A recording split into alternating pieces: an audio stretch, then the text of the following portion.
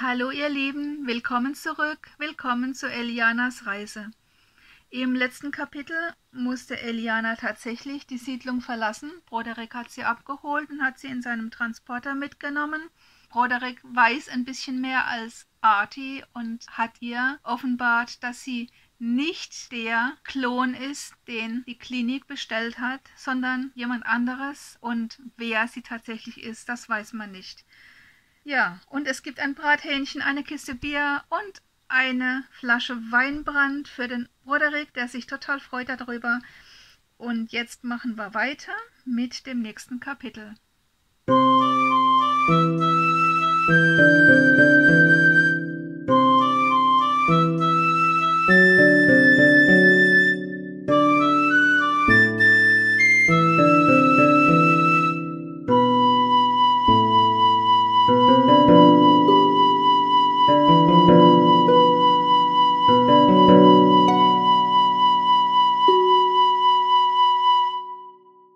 10. Kapitel. Vorbereitungen. Die Zeit mit Broderick dem Händler verging wie im Flug. Eliana machte sich in seinem jahrelang vernachlässigten Haushalt nützlich und animierte ihn zum Mitmachen, wenn er nicht gerade bei Kunden unterwegs war. Broderick war sehr dankbar für ihre Hilfe. Er brachte oft Blumen und Leckereien mit, und vor allem unterrichtete er Eliana täglich in alten, neuen, alternativen und virtuell suggestiven Heilmethoden. »Am liebsten möchte ich Lehrerin werden«, sagte Eliana eines Tages. »Ich möchte alles wissen und dann Kindern und interessierten Leuten davon erzählen.« »Das kann ich mir gut vorstellen«, sagte Broderick und zwinkerte. »Mal sehen, was sich machen lässt.« Broderick nutzte seine Kontakte zu den verschiedenen Siedlungen, und wenn irgendwo eine Exkursion geplant war, meldete er Eliana dazu an. Er wusste genau, wer Fragen stellen würde und wer nicht, und so hatte Eliana etwas Abwechslung, lernte Gleichaltrige kennen, fand sogar Freunde und konnte ihren Wissensdurst nähren. Alle paar Tage kam eine Nachricht von Artie. Er hatte die Räumung im Bunker ausgesessen und sich dann der christlichen Gemeinde, zu der er schon lange Kontakt hatte, angeschlossen, wo er mit großem Hallo empfangen wurde. Den Solby hatte er mitgenommen, und die Gemeinschaft war dankbar für den Blechkameraden, besonders weil er Erfahrung in der Seniorenarbeit hatte. »Er mault immer noch über seine Entenfüße«, schrieb Artie eines Tages, »und er vermisst Eliana.« »Ach, der Süße«, sagte Eliana gerührt.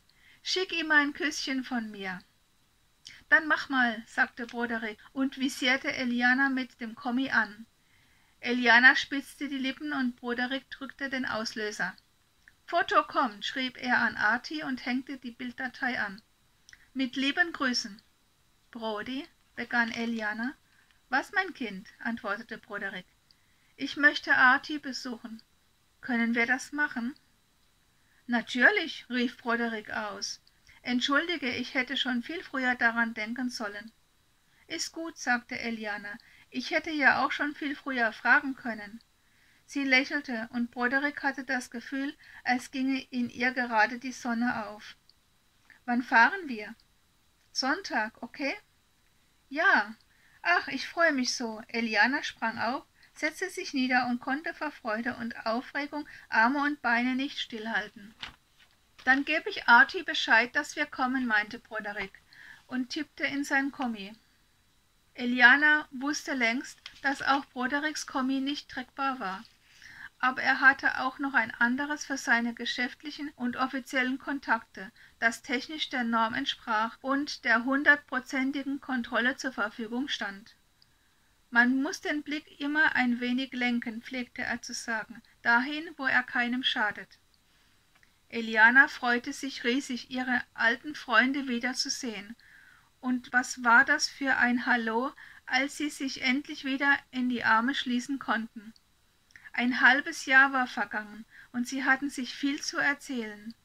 Der Kontakt mit anderen Kindern und die schönen Exkursionen hatten Eliana gut getan. Sie hatte viel gelernt, und auch in Sachen Heilkunde war sie kein unbeschriebenes Blatt mehr. Schnell fand sie sich in angeregten Gesprächen mit Deborah wieder, einer pensionierten Naturheilkundigen. Sie blätterten gemeinsam in alten Büchern und tauschten sich aus. Die Männer sprachen indes über die neuesten Entwicklungen der Medizintechnik und schimpften über das uralte leidige Thema Korruption. Man hat das Geld abgeschafft, um die Korruption zu vereiteln, aber am Ende hat man es genau dem Falschen weggenommen, sagte Artie und ballte die Fäuste. Lass sie, mischte Deborah sich ein. Du wirst nichts daran ändern.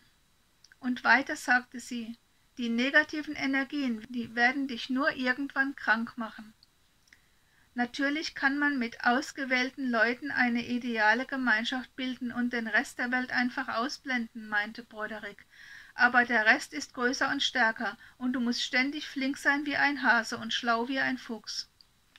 Im Grunde müssen wir Menschen betrügen, von denen wir aber selbst Aufrichtigkeit verlangen und denen wir menschenunwürdiges Verhalten vorwerfen, weil wir ihre Gesetze als unmoralisch und menschenfeindlich empfinden, sagte Artie. Das ist doch kein Zustand. Wir können uns doch nicht ewig verstecken, nur weil wir keine Klone sind. Und mit einem Seitenblick zu Eliana, bis auf Eliana. Das ist nicht sicher, erwiderte Broderick. Es gibt da etwas, was du nicht weißt. Und er erzählte, wie es sich damals zugetragen hatte, wie der Auftragsklon ersetzt werden musste und Eliana eben zufällig da war und irgendwie übrig geblieben. Übrig geblieben, skandierte Eliana. Kein Mensch ist übrig, belehrte sie Deborah. Sie war da und wurde gebraucht. Also war sie nicht übrig, sondern genau richtig. Eliana nickte besänftigt. Sie war beeindruckt von Deborahs klarem Verstand. Die Welt würde immer eine Einheit sein, egal wie sehr sich manche Gruppen davon abzusondern versuchen würden.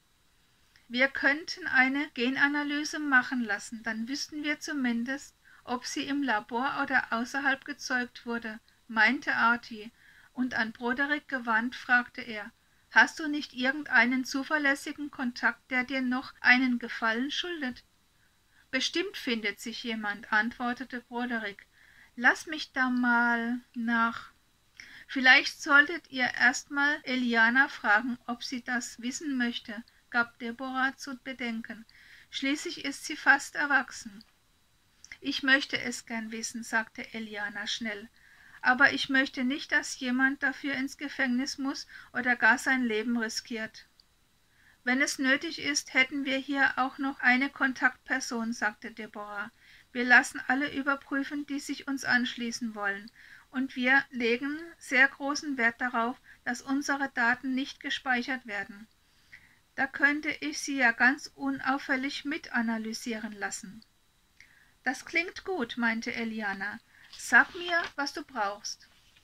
Deborah und Eliana verließen den Raum und kamen wenige Minuten später zurück. Das ist im Grunde keine große Sache, erklärte Deborah. Wenn der Bote morgen rausgeht, haben wir bis zum Wochenende ein Ergebnis. Kann sie nicht ein paar Tage bei uns bleiben? Fragte Artie.